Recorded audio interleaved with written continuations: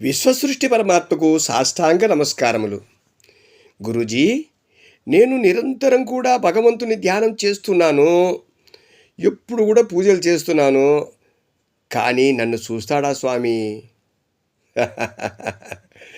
నాయనా, నీకు భగవంతుడి మీదే అనుమానం వస్తుంది.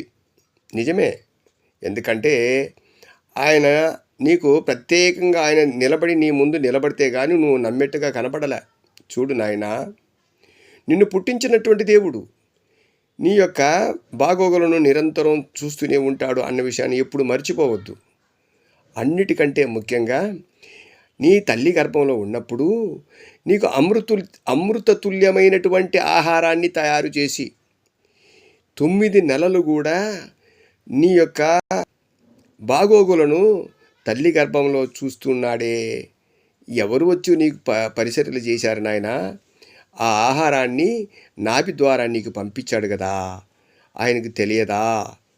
అందువలన నువ్వు నిరంతరం కూడా ఒక్క పని చేస్తూ ఉండు. మన పెద్దలు చెప్పారు కదా, మనం బ్రతికినప్పుడే నలుగురికి మేలు చేయాలి అని చెప్తుంటారు కదా. నువ్వు బతికున్నప్పుడే నలుగురికి మేలు చేస్తూ ఉండు. నువ్వు ధ్యాన మార్గంలో వెళ్ళు. ఎప్పుడు కూడా భగవంతుని పైన నువ్వు మనస్సును లగ్నం చెయ్యి. అంతేగాని ఆయన చూస్తాడా అని అంటే, ఆయన నువ్వు చూసినా చూడకపోయినా ఆయన మాత్రం నిన్ను చూస్తూనే ఉంటాడు అన్న విషయాన్ని మాత్రం మర్చిపోవద్దు. ఆయన నిరంతరం నీ మీద ఒక కన్నేసే ఉంచుతాడు, అది నీకు తెలియదు.